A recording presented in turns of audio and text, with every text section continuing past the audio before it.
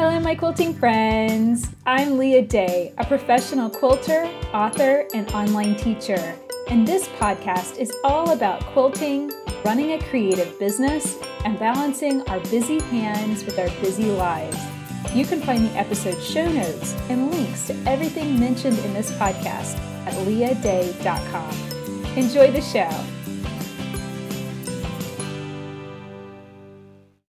Hello, my quilting friends. Leah Day here with episode 19 of the podcast. And today I'm talking with Andi Stanfield. She is the co-author of Monochromatic Quilts, and you can find her website at truebluequilts.wordpress.com.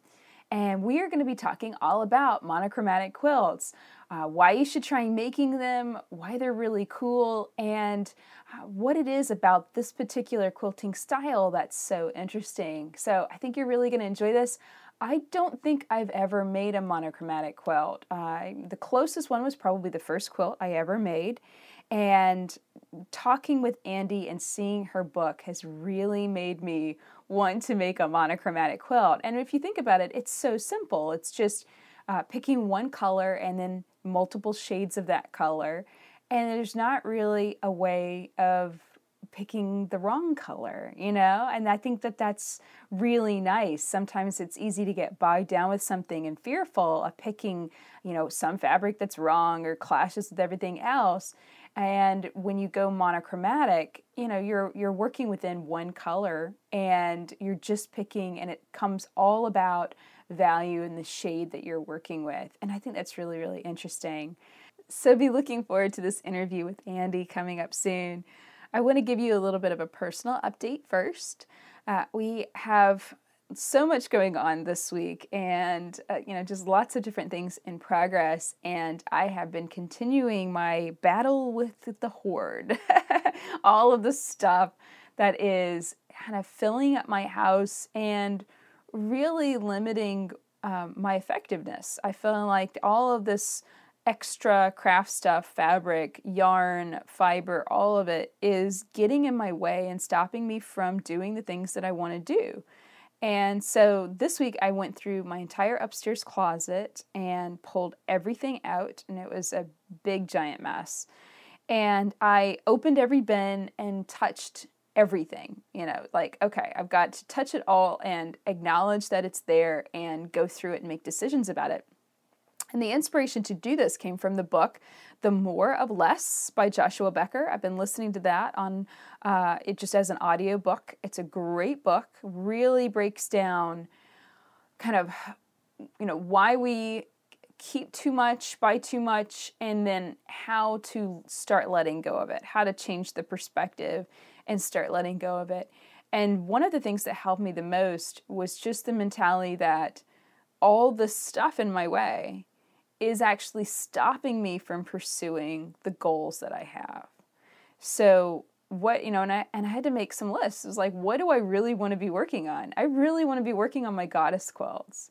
You know, I went back through and looked at the videos that I've made on Dream Goddess. That's the big goddess quilt I've had in progress. And I didn't realize, but she has been in progress for 3 years. I had no idea that it had been that long. And that made me feel really ineffective, you know. It shouldn't have taken that long to quilt this quilt. Even though I'm not necessarily quilting every single day on my personal projects, but it still shouldn't have taken this long to get this finished. And it made me tap into, you know, has this even been a priority for me in the last 3 years? And I think so much stuff has come between me and that. You know, whether it is, you know, some sort of tangent with yarn, you know, I go and want to knit a scarf or something, and I mean, that's fine, that's a-okay. But there's a point where I have to make a decision. Do I really want another scarf?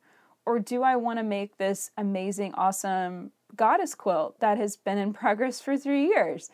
And the answer is 100%. I'd rather do that goddess quilt. I'd rather focus my time and attention on this beautiful quilt that I've wanted to see finished for so long. So that book really helped me start turning my perspective around and asking myself those tough questions. You know, what do I really want to work on? And the answers are really helping me let go of the things that I no longer need. And, I went through all of my yarn stash, my fiber stash, and what I saved were the stuff that actually were projects that I wanted to complete. I really want to knit a peppermint scarf. I really want to finish cross-stitching this gingerbread house ornament. I already dated it to 2013. I cannot believe it's been, something in progress since that long. But, it's one of those things. Life gets busy and things get in the way. And unless there's actually a priority to finish something, then it just stays in a bin or a bag and doesn't get finished. And it's also really helping me get in perspective with buying more stuff. Why in the world do I need to buy any more yarn when I have so much sitting around the house? And I realized that I really fell into a trap of buying stuff just to make myself feel better, and buying stuff on trips and vacations, which is always fun, but then I would get it home and I would never use it. I caught myself doing this at QuiltCon. I love the French General stuff. It's a really beautiful needlepoint. They have kits, they have floss, really nice needles, really nice hoops. And I bought a mess of stuff and it just stayed in the bag the whole time. So it's one thing to have these nice materials and tools to work with, and it's another thing to actually sit down and make something pretty with them. And I don't think it's easy, I think it's really easy to go to a store and just be like, oh my gosh, that's such a pretty color and I really want that yarn, or I really want those beads, or I really want, that other stuff. And it's so easy to get a little boost from buying something new and, just got to resist that. And instead go, you know what, I can go home and play with my art supplies. I am giving myself permission to pull it all out and make a big mess. And that's often what I need instead. Instead of going and buying, I need permission to go and have fun with what I already have. So I hope all that's interesting to you and helpful for you. Certainly don't have it all figured out, but it's a continual growing process, and it is so fun to be on this journey and to be able to share it with you. So that's it for the personal update this week. I've got lots of different things in progress, but I'll be telling you more about the different projects coming up soon. Our sponsor for this week is the Machine Quilting Block Party. It is a monthly quilt along that I host on my website, and you can check it out at leahday.com/blockparty. We have just launched our 5th block, so you can see how 5 different blocks look together on the quilt, and it is super cute. It is a pansy patch block, so it's 3 different flowers in a cute little vase, and you quilt it with sharp stippling and spirals and beautiful feathers in the vase. So come and check it out at leahday.com/blockparty and support the show.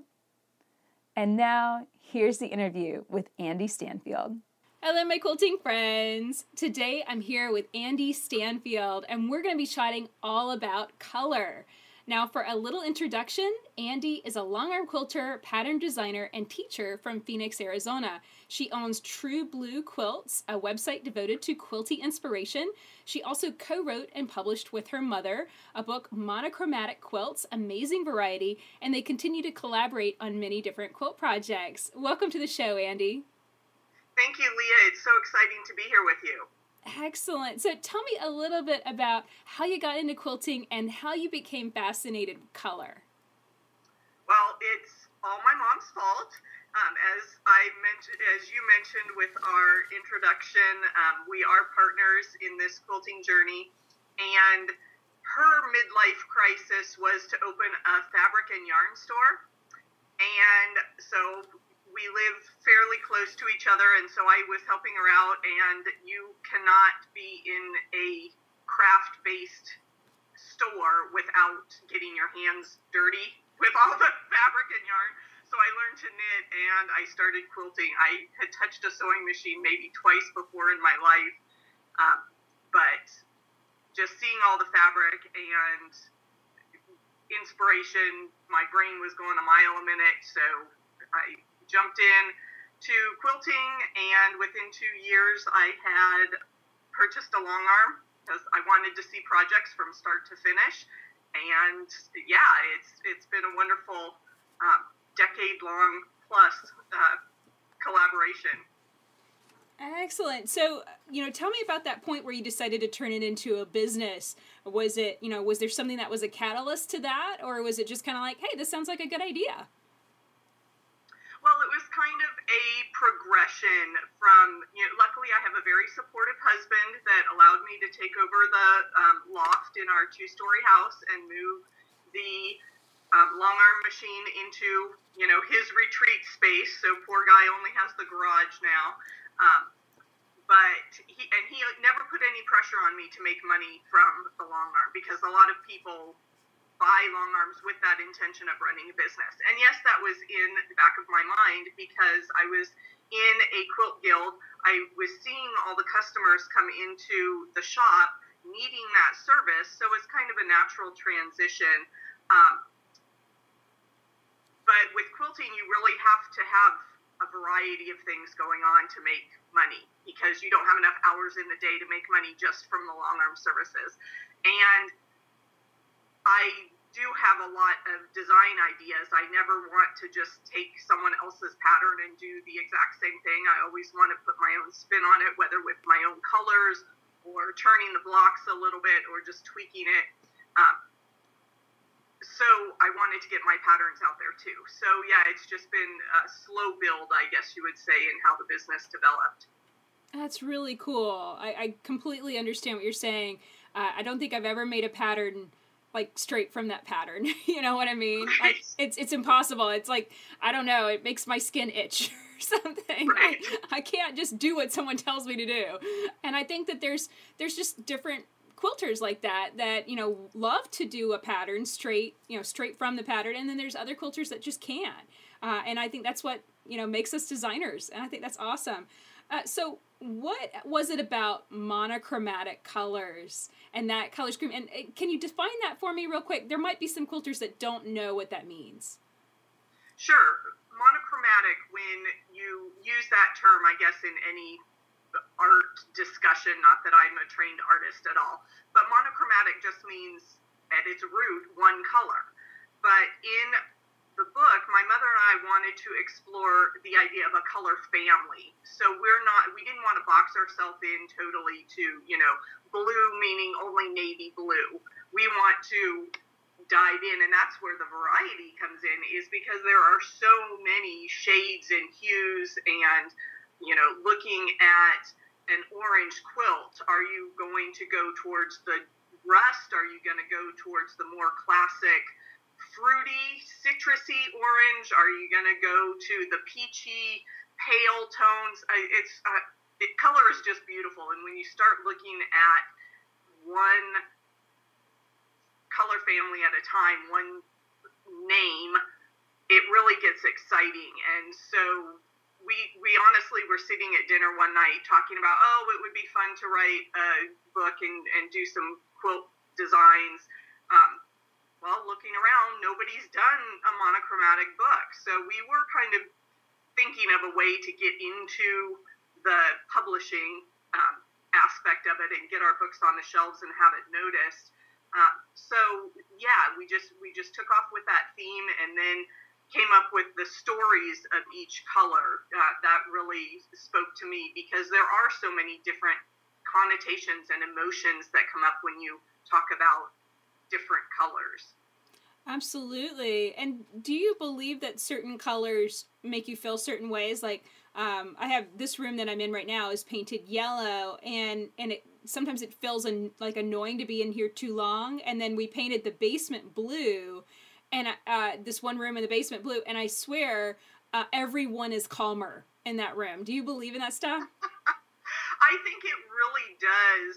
At some subconscious level, it really does tie into our emotions and our feelings, because if you get into some of those mystical kind of new age discussions about people's auras and things, and people they resonate, and that's why people have favorite colors, is because it's got to be some universal connection out there between people and colors. And it was really funny. A few years ago, I had been a high school teacher for many years, and I looked at my wardrobe, and I was wearing a lot of red when my favorite color is actually blue. So I just thought it was really interesting that, you know, red is always seen as that strong, authoritative color, and I was just gravitating towards that, trying to project that leadership role in the classroom where all my work clothes were red, and then if I'm getting the clothes to relax, I go for the blues. That's really interesting. My favorite color is red, so I think we're opposites there. And I had my massage therapist, she believes in this kind of stuff too, and she was like, red is also balancing. And I was like, one day I was like, I am wearing head to toe red, like literally a red shirt with like red corduroy pants. And she was like, I think you just need balance, Leah. That's all it was. It was just funny things like that. So when working in a monochromatic color scheme, is there a favorite fabric or a line of fabrics that you use to get all of those gradients, or do you kind of pick and choose from lots of different brands? I am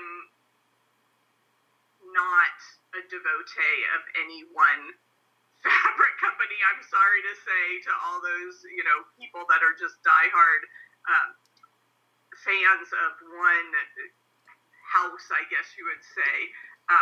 Yeah, I'll throw them all. I'm a scrappy quilter.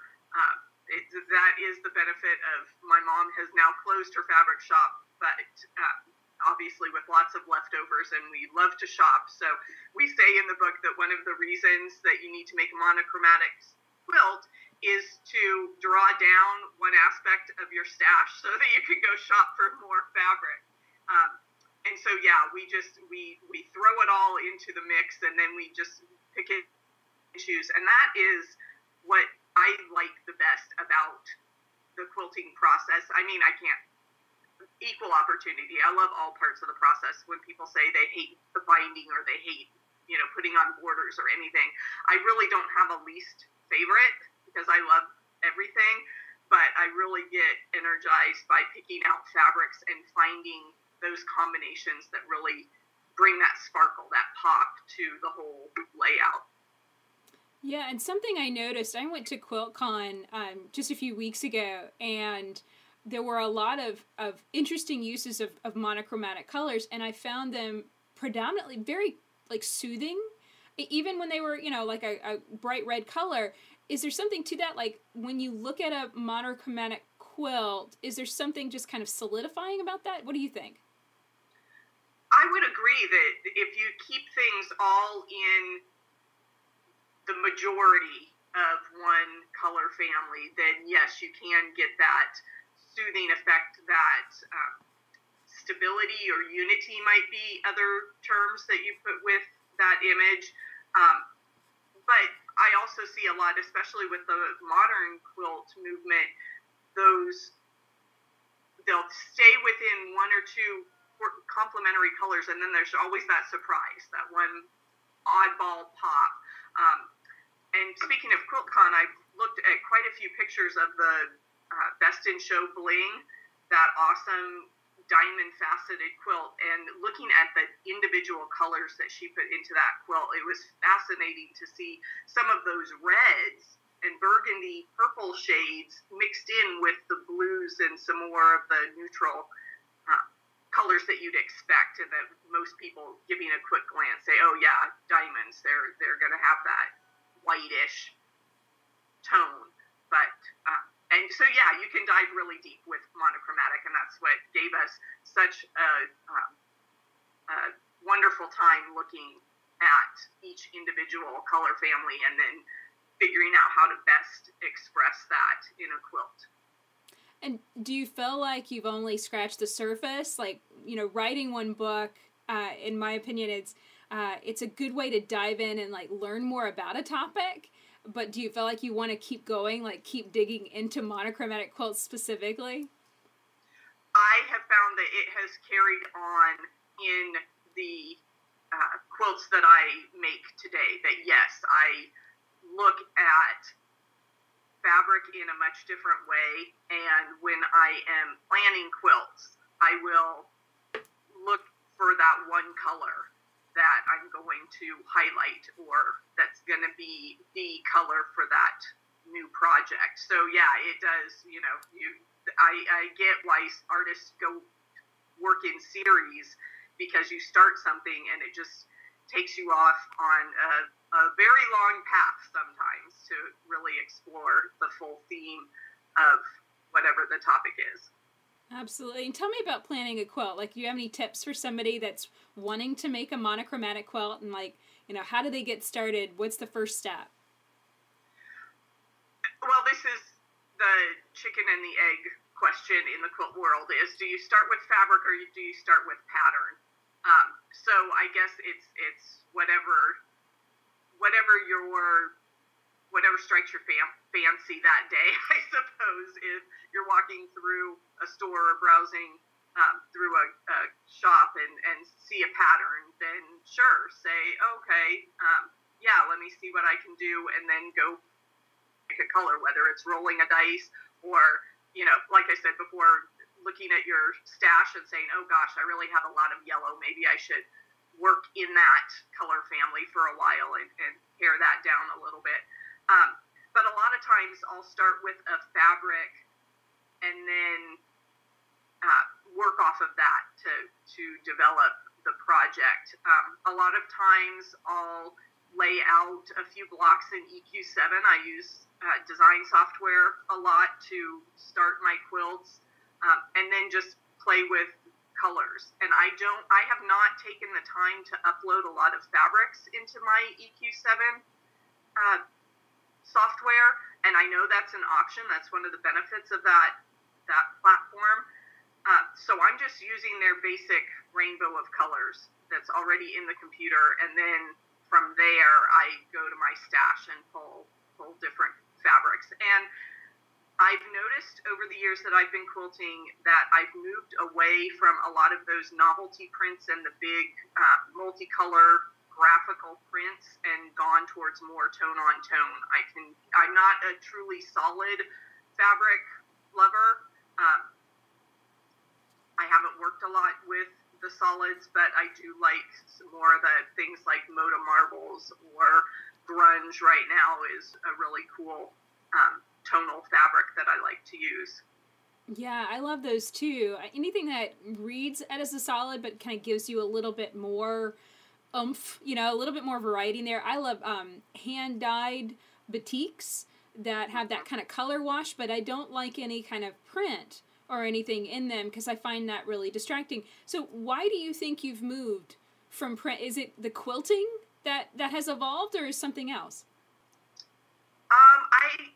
It may be the transition from being strictly a piecer to also doing my longarm work and the quilting free motion stuff, because you do want to have a little bit less going on in the background, or else your quilting stitches are not going to show. And I have one of my early examples. I did a black and white quilt for a guild challenge, and I went through all of this intricate stencil and filler designs and everything, and you couldn't see anything on this, polka dotted fabric. And, for all those hours of work, you want something to show up, or else why bother? So, yeah, if you calm down the colors or the prints that you use, then your next step can shine. Yeah, that's something that has always been kind of guided my hand, because why use the print if it's so busy, it hides everything else. And so that's why I've always gravitated to those, and I've found that to be an interesting transition that a lot of quilters go through when I've talked to them. So let's talk a little bit about the book and the writing process and stuff. Like, how did that work in partnership with your mom? Well, we came up with the idea, and we brainstormed a bunch of the colors that we were going to use. Actually, we made our list that we wanted red and pink and gray and everything. And then we just kind of divided it up. And her quilts are definitely hers, and my quilts are definitely mine. So when we do trunk shows, you can start to see the difference pretty quickly as you pan through the book. I do a lot more with the grid work. The 2.5-inch strips are one of my favorite basics to start quilting with. So a lot of my quilts are more linear, and she did all the applique and some of the paper piecing stuff as well. One big lesson we learned was that when you are writing a book, you need to keep your projects small, because when we have been out, as I said, with the trunk shows, I get to the red quilt and it is 90 by 90. That is too big it's hard to even photograph. So you have to, work a little bit smaller when you are keeping publishing in mind, because it's hard to transport, it's hard to photograph. You have to really think about that. And with our first effort, oh gosh, tons of lessons learned besides the size of your project. We made all the quilts and then tried to go back and write the patterns, which is not efficient at all. On one of the paper piecing things, my mom's like, I remember sitting at the table one day and she's kind of just throwing papers over her shoulder going, I don't even know what these notes mean. I'm going to have to make another test block to figure out how to write the instructions. So we learned a lot about the writing process then.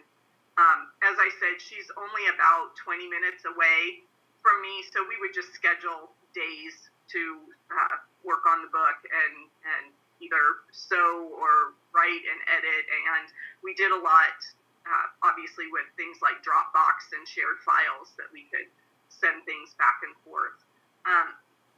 Once we had the meat of the book written, as I said, we did send it out to a major publisher and got a rejection, which isn't unusual. I'm not saying that, we crawled under a rock and said, okay, fine, had our little tantrum, fine, if you don't like us, we'll take our toys and go somewhere else. But we just decided this was a interesting enough topic that we wanted to get it out to the quilting world sooner rather than later. And so we went ahead and self-published, and we're making small steps to get the word out. And I thank you for having me on and letting me share this topic with your audience as well. We did hire an editor, another kind of friend in the quilting world, to clean things up. And we used Amazon Create Space, so going through the process of getting things in their format and everything. And she did some graphic design, so the headers on each page and the color coordination and things, some of the little details came out really nicely. So I was happy to work with her. So yeah, there's so many different threads you have to pull together to publish a book, from the photography to the graphics to the layout to all of it. So, yeah, you end up it's feeling not like for the faint of heart. It does take a while, but it's so exciting when you get that proof copy and say, oh, I actually wrote a book, yay. Absolutely. I know exactly what you're talking about. And what I was saying is, it's a lot of hats. It's a whole lot of hats to take on, but I think it's, I'm a self-publisher too, and I think it's very rewarding. And if you're willing to take on all of those hats and you could do it yourself, then that's, it's your book and you have the rights to it forever, and no one will ever say, hey, that's out of print now, which, is so heartbreaking to put all that time and effort into something and then have it go out of print in like 2 years.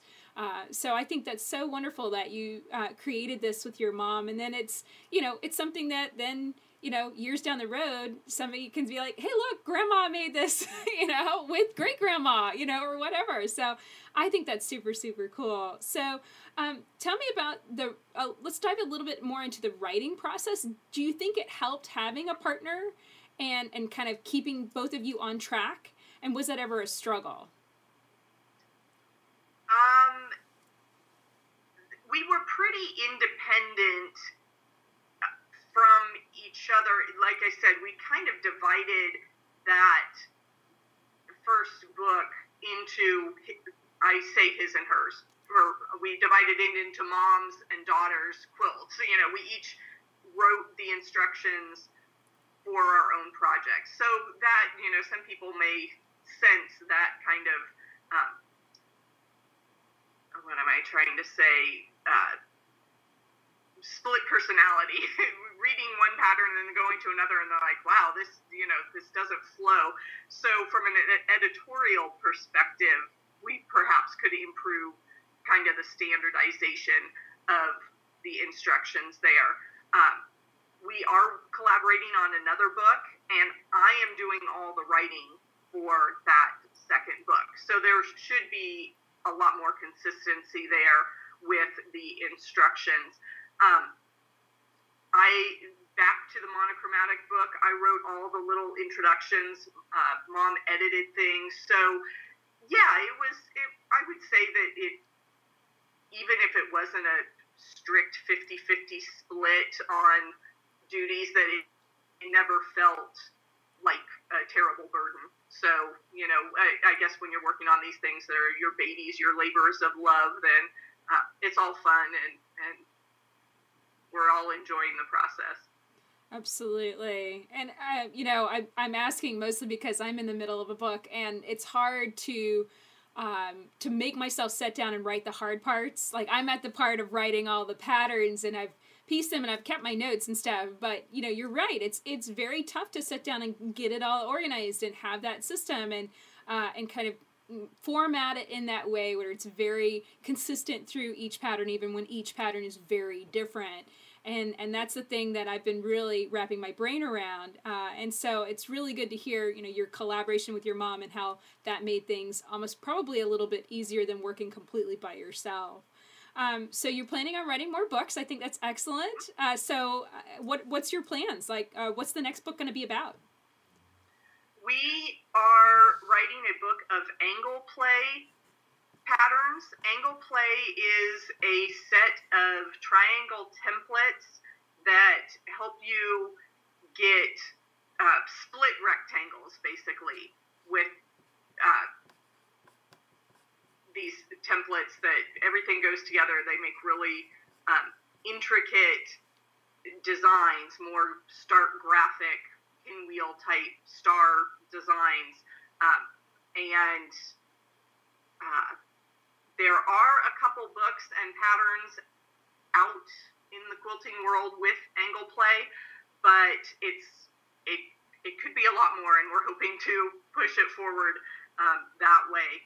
And so we've been working on those quilts, and in terms of that design process, it very much started with block patterns and then went into color schemes and the design options there. So we've come up with 11 different patterns, and we're doing them each in two colorways, at least two colorways. There's a couple that have three because we've pulled on some pattern testers. That's another aspect of the whole design process that is starting to be talked about a lot more in quilting circles. I guess maybe now that I'm talking to more pattern designers, it's an integral part that we didn't have in the first book because we're so anxious. Oh, sure, I can just write a pattern and throw it out there and it'll be great. And then I go, oh, wait, I didn't actually calculate the total fabric required for that quilt. That might be an important piece that people want to know.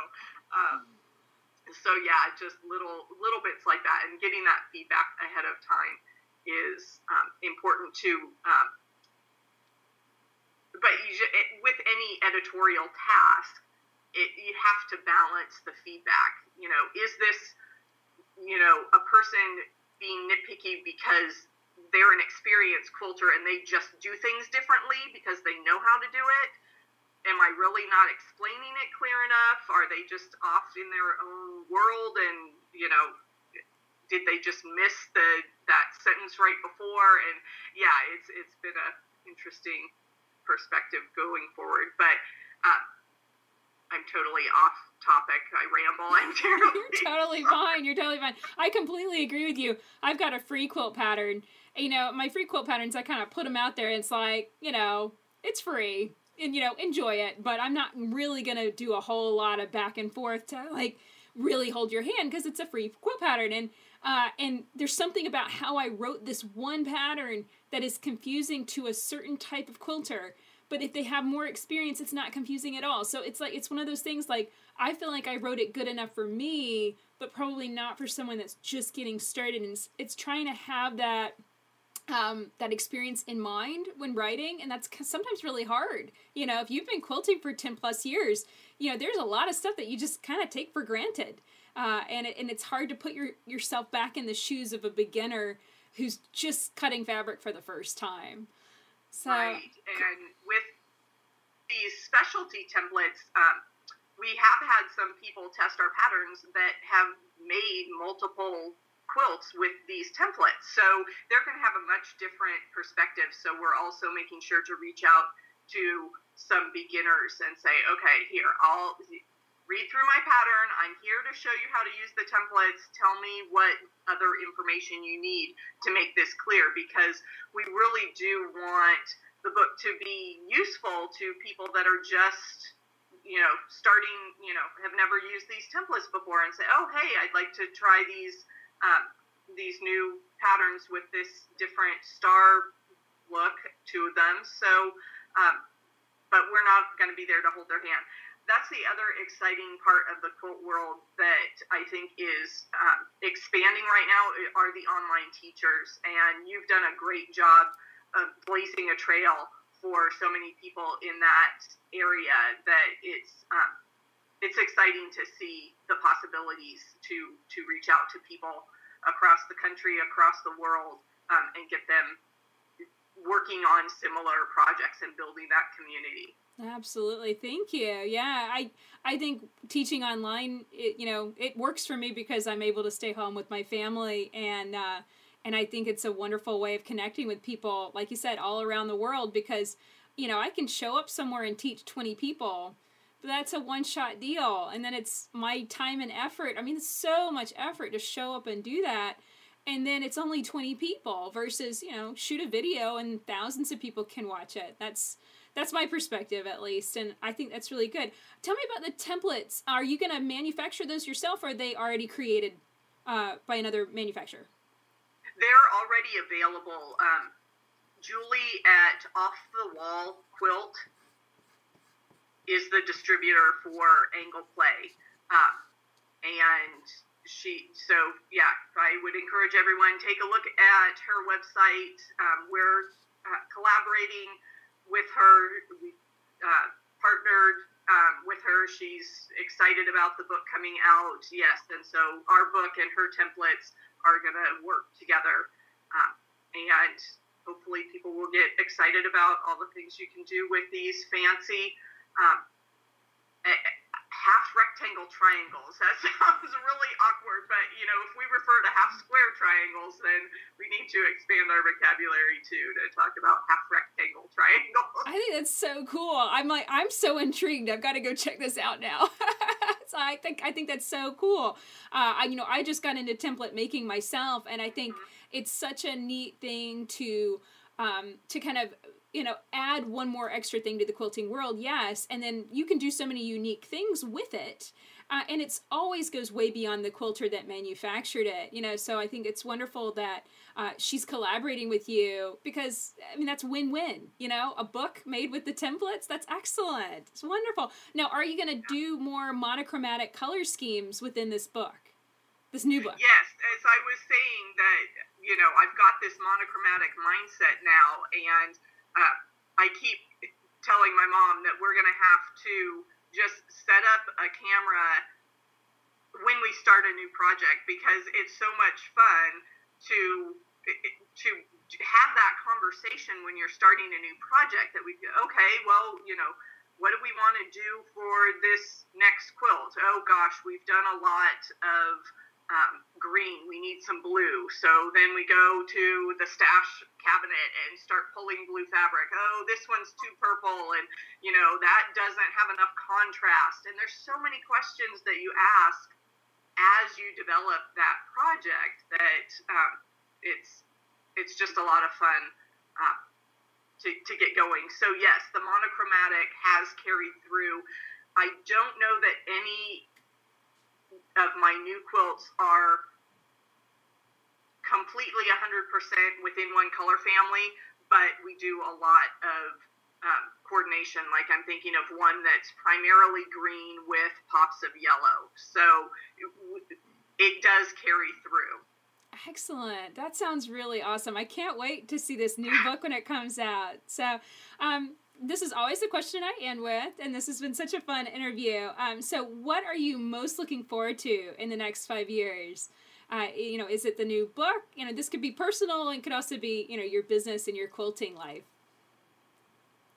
Yeah, I've had quite a journey, especially this last year. I took a leave of absence from my high school teaching position to dive into this quilt business and entrepreneurship. And I have to say, it's a little bit scary financially. I hadn't done a lot of homework. I just, my natural optimism, of course I can do this. So I'm going to have to pull back a little bit. I'm going back into full-time teaching next year. So the quilting will definitely be a side business.